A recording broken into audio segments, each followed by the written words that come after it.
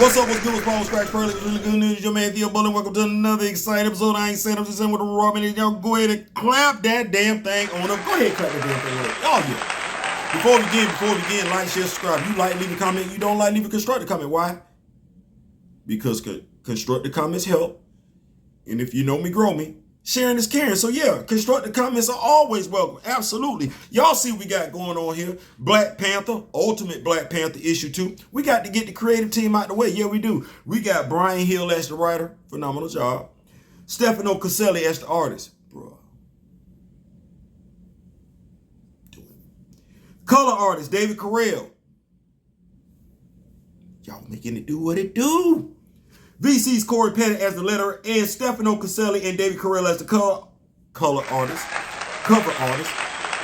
We got Barrett, but I didn't buy them, so we're not going to do that. We got it. We right here. Y'all see it. Issue 2. Let's start it. Okay, T'Challa and Okoye in their room. Bedroom. Royal Chambers. He over here. She over there. That's... You really gotta want to do it. Like, you know, like, you gotta be adamant that that's what's gonna happen, because it ain't just as simple as just turning over. No, you actually got to get up and make a move. Like, that's never mind. It's been 30 days and 30 nights since T'Chaka's assassination, since Ra and Konshu, aka Moon Knight, attacked Wakanda. It's been 30 days and 30 nights. And as a result, T'Challa has essentially instituted what's known as martial law, to the point where, as Okoye tells him, the citizens of Wakanda are starting to fear him. But not just that, even T'Challa, she tells him, is afraid. He like, what I'm afraid of? She telling him he's afraid he's not good enough. I really want to tell you that this is the first. It ain't. It's not. It ain't been the first in a minute. So just gonna leave that right there. But she also tells him this. Fear is what anger truly is. She tells T'Challa, you grieving. You mad. You pissed. You 38 hot. He angry because he's afraid. And fear is what anger truly is. You know, we've heard folks in our culture say, get out your feelings. You know, the person that went and got the 9mm out their car was in their feelings. You know, the person that went and got their 12 gauge was in their feelings. You know, the person that threw the punch was in their feelings. I don't know why we took that phrase and try and make it feel like somebody's wrong for being in their feelings. If you're the cause of them being in their feelings, they're justified for being in their feelings. Now, how they respond while they in their feelings.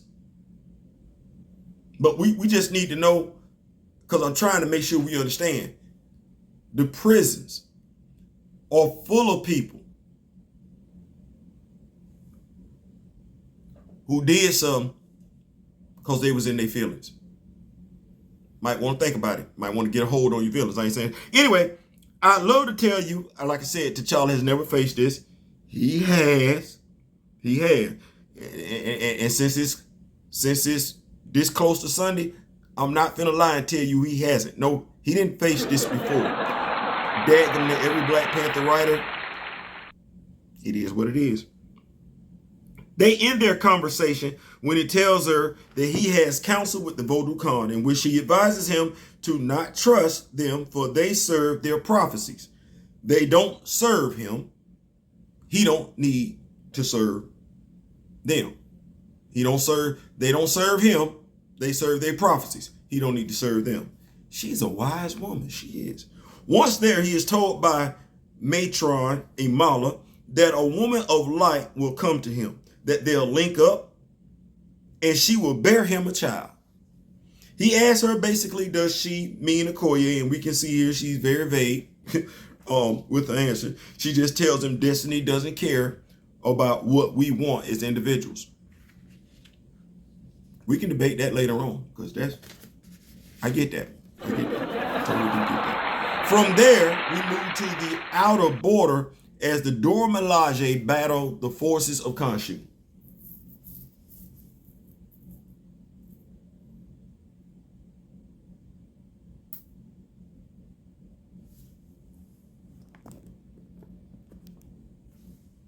Theo, what you doing? I'm looking at this. I'm gonna come on over here. Oh yeah. Y'all see them white action figures? That's the HatutZeraze. That's the HatutZeraze. And I'm just gonna say that I'm trying to figure out what it is that Marvel has with what problem they got with the HatutZeraze. Because I mean, aside from them getting their head handed to them and Eve Ewing run, we ain't really getting them. We ain't get them at all in live action Black Panther. People it's crazy damn thing. I like Black Panther 1. You did? I like Chadwick Boseman acting in Black Panther 1, but the storyline, the story, I liked, let me see, I'm compartmentalizing. I like Chadwick Boseman as an actor in the movie. I did. I like the character finally coming to the big screen. I got that in Captain America Civil War. The story sucked. I'm trying to figure out where I'm not finna be at. Like, because if I know the HatutZeraze exists, that's an all-male group, and I know the DoraMilaje are all-female group, then I'm trying to figure out what was I not looking at in Black Panther. Of course, I had a problem with the whole Njobu thing because I'm trying to figure out what happened to Sion. So I'm looking at this and I see a whole bunch of black women.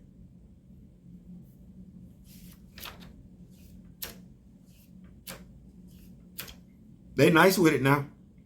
They nice with it. I see a whole bunch of black women. Black dudes, they just spies. Spies and bodyguards. I'm trying to figure out what is it about the HatutZeraze that black men, because Mr. Brian Hill, I like you. I do. I like what you're doing. But this is the John Ridley treatment. This is the Nate Moore, Ryan Coogler treatment of the HatutZeraze. We really haven't seen them do anything worth anything since Ta-Nehisi Coates run. And so I'm trying to figure out what's good. I think that's a fair question. I didn't get emotional then. Y'all like that? How I just asked that question then? I ain't get emotional. It's working.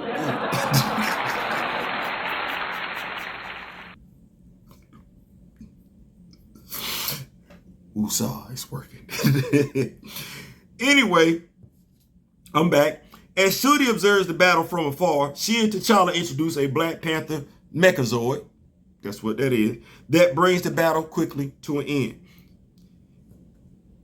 He failed our battalion with his sister's toys. Konshu informs his Wakandan spy.